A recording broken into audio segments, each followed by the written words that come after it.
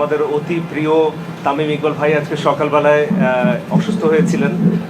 9টা সাড়ে 9টার দিকে উনি বিকেএসপিতে একটু অসুস্থ হয়ে পড়েন। ওই অবস্থায় ওনাকে এখানে নিয়ে আসা হয়। যখন এখানে নিয়ে আসা হয় ওনার চিকিৎসা শুরু হয়। পরবর্তীতে আসলে উনি আমরা চিন্তা করি যে আসলে ঢাকা নিয়ে যাওয়া যাবে কিনা। তো বিভিন্ন কারণে আসলে ঢাকা নিয়ে যাওয়া যায়নি, সেই ডিটেলস আসলে অপ্রয়োজনীয়। পরবর্তীতে ওনার অবস্থাটা বেশ ক্রিটিক্যাল হয়ে যায়।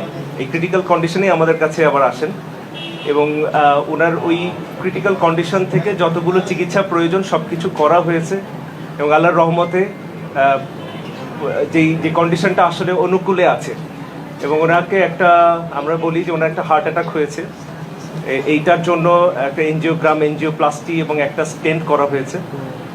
আল্লাহ রহমতে স্টেন্টিংটা খুব স্মুথলি অ্যান্ড এফিসিয়েন্টলি হয়েছে। আমাদের যে কার্ডিওলজিস্ট ডক্টর মারুফ ওনার এই একটা স্টেন্টিং করেছেন এবং ভেরি এফিসিয়েন্টলি, এবং ওনার এই ব্লকটা পুরোপুরি চলে গেছে এখন।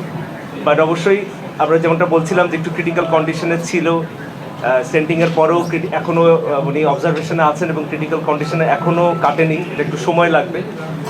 আর আমরা সবাই ওনার জন্য প্রাণপণ চেষ্টা করছি এবং আপনারা সবাই দোয়া করবেন আমাদের প্রিয় তামিম ভাই যেন আবার আমাদের মাঝে সুস্থ হয়ে ফিরে আসে এবং আবার খেলাধুলায় জয়েন করে।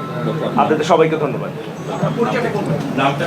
আমি ডক্টর রাজীব, এখানে মেডিকেল ডিরেক্টর হিসেবে আছি। আমাদের রেসপেক্টেড সিও স্যার মোহাম্মদ তৌফিক বিন ইসমাইল স্যার আমাদের হেড অফ দ্য ইনস্টিটিউট। আমার পাশে আছেন ডক্টর মনিরুজ্জামান মারুফ, উনি আমাদের এখানকার কার্ডিওলজিস্ট এবং চিকিৎসাটা অ্যাকচুয়ালি এই স্টেন্টিংটা স্যারই করেছেন। আর পুরো টিমটাই আসলে অ্যাক্টিভ ছিল। ইমার্জেন্সি টিম থেকে একেবারে ক্যাথল্যাব পর্যন্ত আমাদের কোনো সময় ক্ষেপণ হয়নি। যেখানে যতটুকুন করার প্রয়োজন ছিল আল্লাহর রহমতে আমরা করতে পেরেছি। আমরা হোপফুল যে উনি আসলে ভালো হয়ে আমাদের মাঝে আবার ফিরে আসবেন।